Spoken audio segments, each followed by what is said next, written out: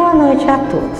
Sejam bem-vindos ao nosso Evangelho de Natal do Grupo de Estudos Espíritas Caibar Schutter.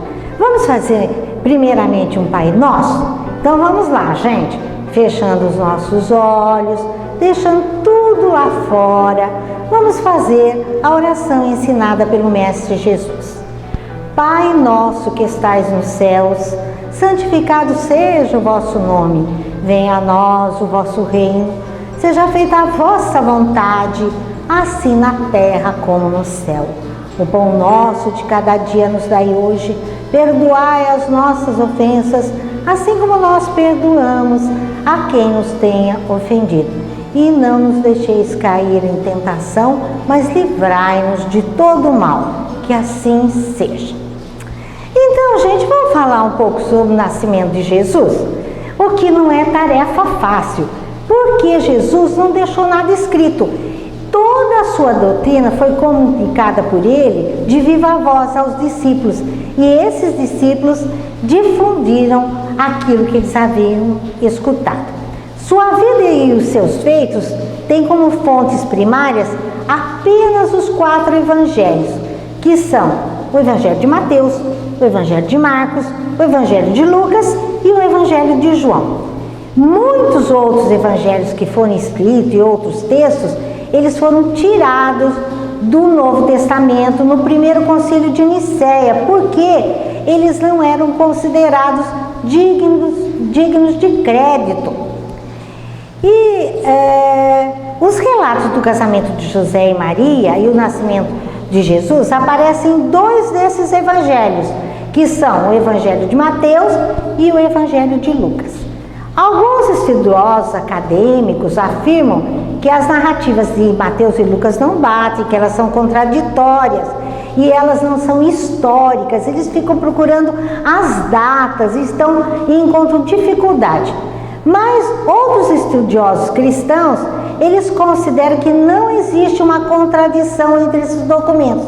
Eles são diferentes em alguns pontos na sua forma, mas os fatos são similares. E tem ainda alguns estudiosos cristãos que eles apresentam o argumento que os evangelhos foram escritos como documentos teológicos, quer dizer, documentos religiosos, sem se preocupar com cronologia histórica. Pessoalmente, gente, eu acredito que Jesus não estava nem um pouquinho preocupado em deixar um registro impecável da hora, do dia e do local da sua chegada ao planeta Terra. Da mesma maneira, muito diferente de nós que nos preocupamos com isso, Jesus não se preocupou quanto à futura distorção de seu evangelho através dos séculos. E porque o evangelho foi pouco a pouco sendo adequado às conveniências de uns e outros, como ocorre até os nossos dias. Desde a sua partida, ele tem enviado mensageiros seus para ir aclarando os nossos caminhos. Então, vocês veem a promessa dele que ele iria mandar um consolador prometido, por exemplo. E nós nos perguntamos, quem eram Mateus, e Lucas? Mateus, conhecido como Levi, ele era filho de Alfeu, ele foi um dos primeiros seguidores e um dos primeiros apóstolos de Jesus. Jesus foi até Cafarnaum, ele era coletor de impostos lá, e Jesus o convidou para segui-lo, e ele aceitou. E como coletor de impostos, ele era alfabetizado, ele precisava ler e escrever, e ele tinha sido alfabetizado em aramaico, que é a mesma língua de Jesus. Lucas, por sua parte, também era alfabetizado, ele era médico de profissão, ele era um sírio de Antioquia, e ele se tornou discípulo dos apóstolos após o desencarne de Jesus. E mais tarde ele conviveu muito com Paulo de Tarso, até o dia do martírio de Paulo. Então a gente se pergunta, mas então, se ele não conviveu com Jesus, como é que ele escreveu os evangelhos? Ele fez uma pesquisa, e a pesquisa dele é uma pesquisa detalhada, sabe? Ele se preocupou com detalhes, e ele procurou pessoas que conheceram Jesus. Então a maior parte ele colheu de Maria de Nazaré, a mãe de Jesus, e de Joana de Cusa, de Maria de Magdala e de muitos outros, né? Aí ele escreveu o seu evangelho, né? O Evangelho de Lucas e Atos dos Apóstolos. Então, Mateus e Lucas concordam plenamente que Jesus nasceu em Belém, embora estudiosos dizem que pode ser que não, mas eles dizem que nasceu em Belém. E o Espírito Amélia Rodrigues, no livro Vivendo com Jesus, a psicografia é de Divaldo Pereira Franco, ela assim se manifesta contra esse assunto de onde Jesus nasceu. Ela fala o seguinte: modesta e significativa, a aldeia de Belém de Judá deveria receber aquele que é a luz do mundo e que viria à terra para que todos fizessem vida e a possuíssem em abundância. Então, segundo a Bíblia, né, e segundo os Espíritos, Jesus nasceu em Belém. Então, como é que foi a história, né, de Maria e José? Então, vamos fazer um resumo que é baseado em Lucas e em Mateus. Segundo a Bíblia, em Nazaré morava uma jovem muito bonita chamada Maria, e ela estava noiva de um homem chamado José. Um dia, o anjo Gabriel apareceu a ela, contando-lhe que ela tinha sido escolhida para uma missão muito especial, que era para dar a luz ao Salvador do mundo. Isso está em Lucas 1:30 e 33. Maria ficou muito intrigada, ela perguntou como é que isso seria possível, porque ela ainda era virgem. E o anjo lhe explicou que o bebê seria concebido pelo Espírito Santo e seria o Filho de Deus. Lucas 1:34 e 35. Quando José descobriu que Maria estava grávida, ele quis desfazer o noivado, lógico, né? Ele falou: ih, não é meu, então não dá para casar. Mas Deus, a Bíblia diz que Deus enviou um anjo a José em sonho para explicar a ele a situação. E contou também a José que o menino deveria ser chamado Jesus, que significa o Senhor salva. Mateus 1:20 e 21. Nessa altura, né, o imperador romano ordenou um recenseamento e José precisou ir à sua cidade natal, que era Belém, para se registrar, e levou Maria, que estava grávida, junto. É aquela história do burrinho, né? Maria montada no burrinho, José puxando, e eles foram até a cidade de Belém. Quando chegaram a Belém, não tinha lugar na hospedaria para eles, porque tá por causa do recenseamento. E aí eles foram a uma estrebaria e o neném nasceu nessa estrebaria. O menino nasceu na estrebaria e Maria enrolou em panos e colocou o bebê numa manjedoura para que ele dormisse. Lucas 2:5-7. Depois de 8 dias, o menino foi circuncidado e recebeu o nome de Jesus realmente. No dia em que o menino nasceu, um anjo apareceu a alguns pastores de ovelhas que estavam no campo, contando-lhes que o Salvador havia nascido. Lucas 2:10-12. Os pastores foram visitar o menino e o encontraram na manjedoura, tal como o anjo havia dito. Eles louvaram a criança e louvaram a Deus, e depois eles se foram e contaram a toda a gente sobre a criança e o que havia acontecido. Maria e José levaram o bebê para o templo em Jerusalém para ser dedicado a Deus, era costume naquela época. E lá havia 2 idosos tementes a Deus, eles profetizavam, sabe? Eles eram chamados Simeão e Ana, e esses 2 profetizaram que Jesus seria o Salvador. Lucas 2:33-35.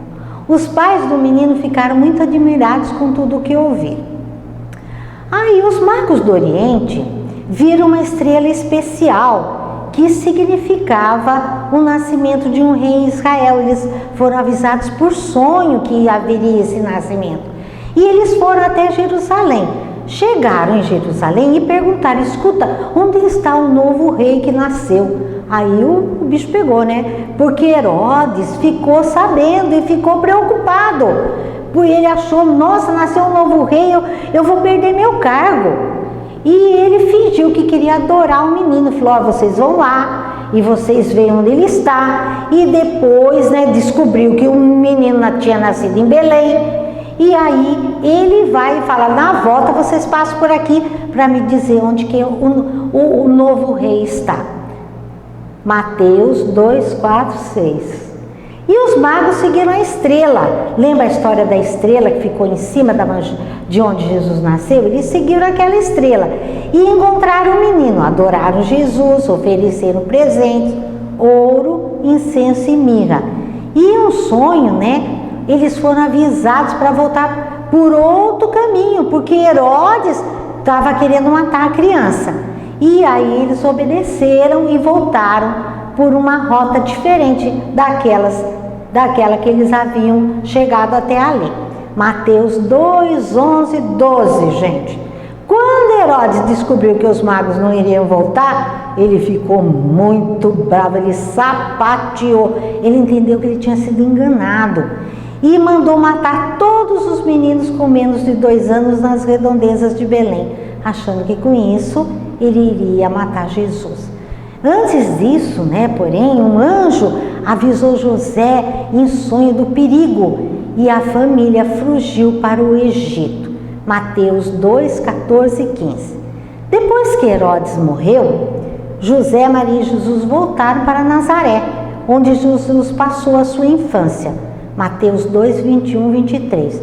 Jesus cresceu e anos mais tarde cumpriu o propósito para o qual havia nascido. Então, gente, em meio a tantas e tamanhas especulações que existem, né? Um diz uma coisa, outro diz outra a respeito do nascimento de Jesus. Eu encontrei uma mensagem muito bonita, escrita por uma pessoa que se chama Pedro Camargo. Ele nasceu em 1878 e morreu em 1966. E gozado, ele nasceu na minha cidade, em Piracicaba. Eu também nasci em Piracicaba. E o pseudônimo dele, ele escrevia com um pseudônimo, que era Vinícius. E o título dessa mensagem é: Cristo nasceu onde? Quando? E vocês vão encontrar no livro Em Torno do Mestre, a editora é a FEB, né? A Federação Espírita Brasileira. Mas eu vou compartilhar com vocês uma parte dessa mensagem, porque ela é muito bonita mesmo. Nessa mensagem, Vinícius diz que a salvação tão ambicionada pelas pessoas não tem por finalidade, como muitos pensam, conduzir aos céus ou ao paraíso, porque todo mundo acha que salvar quer dizer você, depois que você morrer, você ir para o céu ou para o paraíso. Ele diz que não é isso, que a salvação reside na perpétua renovação da vida para a frente e para o alto, na transformação do ser. Ele está falando em evolução do ser através das múltiplas reencarnações. Jesus encarnou habitando entre nós, cheio de graça e verdade, dando a conhecer àqueles que nele creem que igualmente todos nós somos filhos de Deus. E o menino que Maria enfaixou, deitando-o em seguida numa manjedoura, é a figura desse Jesus que é força, que é poder, que é vida e verdade, atuando no interior do homem, do ser humano. E Pedro de Camargo nos propõe que invoquemos o testemunho de algumas personagens que figuram na esfera cristã como astros de primeira grandeza. E ele diz o seguinte: perguntemos a Paulo, onde e quando Jesus nasceu? E ele nos dirá: foi na estrada de Damasco, quando eu, então intolerante e fanatizado por uma causa inglória, me vi envolvido na sua divina luz. Dali por diante, já não sou mais eu quem vive, mas o Cristo é que vive em mim. Indaguemos de Madalena, Maria de Magdala, onde e quando nasceu Jesus, e ela nos informará. Jesus nasceu em Betânia, certa vez em que sua voz, ungida de pureza e santidade, despertou em mim a sensação de uma vida nova, com a qual até então jamais sonhara. Ouçamos o depoimento de Pedro sobre o nascimento de Jesus, e ele assim se pronunciará: Jesus nasceu no átrio do Paço de Pilatos, no momento em que o galo, cantando pela terceira vez, acordou minha consciência para a verdadeira vida. Daí por diante nunca mais vacilei diante dos potentados do século, quando me era dado defender a justiça e proclamar a verdade, pois a força e o poder do Cristo constituíram elementos integrantes do meu próprio ser. Chamemos à baila João Evangelista e peçamos que nos diga o que sabe acerca do Natal de Jesus. E ele nos dirá: Jesus nasceu no dia em que meu entendimento, iluminado pela sua divina graça, me fez saber que Deus é amor. Dirijamo-nos a Zaqueu, o publicano, e eis o seu testemunho. Jesus nasceu em Jericó, numa esplêndida manhã de sol, quando eu, ansioso por conhecê-lo, subi numa árvore à beira do caminho por onde ele passava, contentando-me em o ver de longe. Eis que ele, amorável e bom, acena-me, dizendo: Zaqueu, desce, importa que me hospede contigo. Naquele dia entrou a salvação em meu lar. Interpelemos Tomé, o incrédulo. Quando e onde nasceu o Mestre? Ele por certo retrucará: Jesus nasceu em Jerusalém, naquele dia memorável e inesquecível, em que me foi dado testificar que a morte não tinha poder sobre o Filho de Deus. Só então compreendi o sentido de suas palavras: eu sou o caminho, a verdade e a vida. Apelemos finalmente para Dimas, o bom ladrão. Onde e quando Jesus nasceu? Ele nos informará. Jesus nasceu no topo do Calvário, precisamente quando a cegueira e a maldade humanas supunham aniquilá-lo para sempre. Daí ele me dirigiu um olhar repassado de piedade e de ternura, que me fez esquecer todas as misérias deste mundo e antegozar as delícias do paraíso. Desde logo senti-o em mim e eu nele. Tal foi o testemunho do passado. Tal é o testemunho do presente, dado por todos os corações que, deixando de ser quais as hospedarias de Belém, onde não havia lugar para o nascimento de Jesus, se transformaram pela humildade naquela manjedoura que o amor engenhoso da mais pura e santa de todas as mães converteu no berço do Redentor do mundo. E para você, onde e quando Jesus nasceu? Agora eu vou dar um testemunho meu. Jesus nasceu para mim nessa encarnação.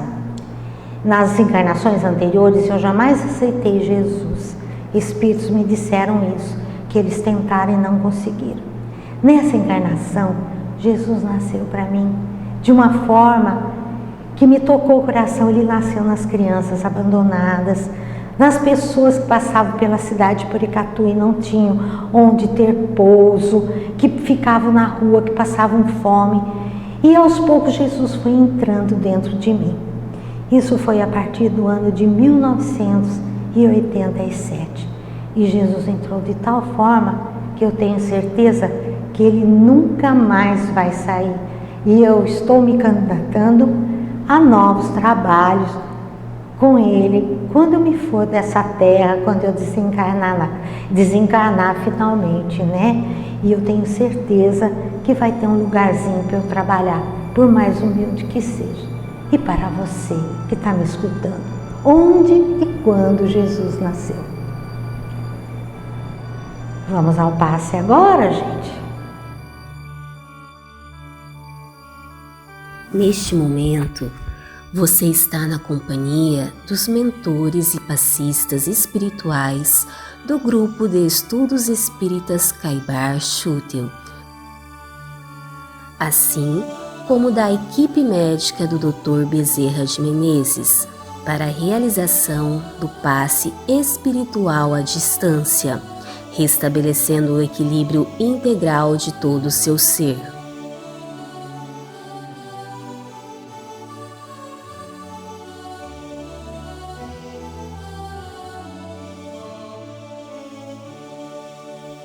Siga nossas palavras com o coração e o entendimento.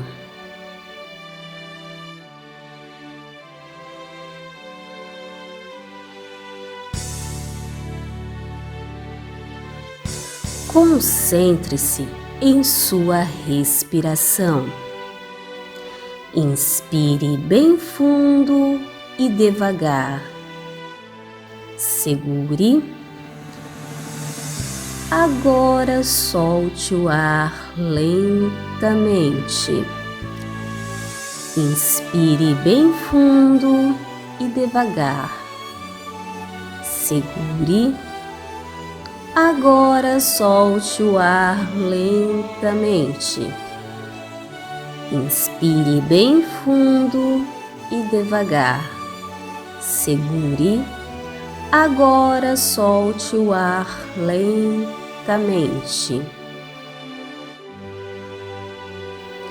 Pense em Jesus, pedindo o auxílio do Mestre. Imagine-se debaixo de uma cachoeira, a água caindo sobre você, limpando seu corpo físico e perispiritual. Pense em seu lar e em sua família.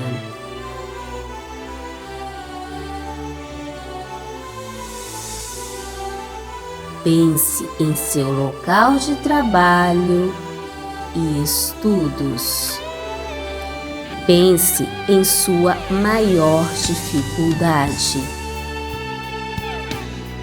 Agora, imagine o sol derramando suas energias, inundando você de saúde, vigor, esperança e paz. Sinta a presença de Jesus diante de você, irradiando intensa luz, e receba sua amorosa bênção. Agradecemos a Jesus pelo tratamento espiritual.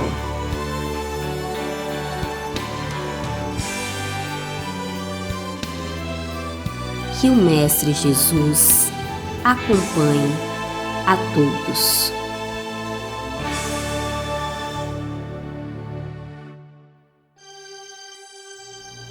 Passe tomado, né? Aguinha tomada.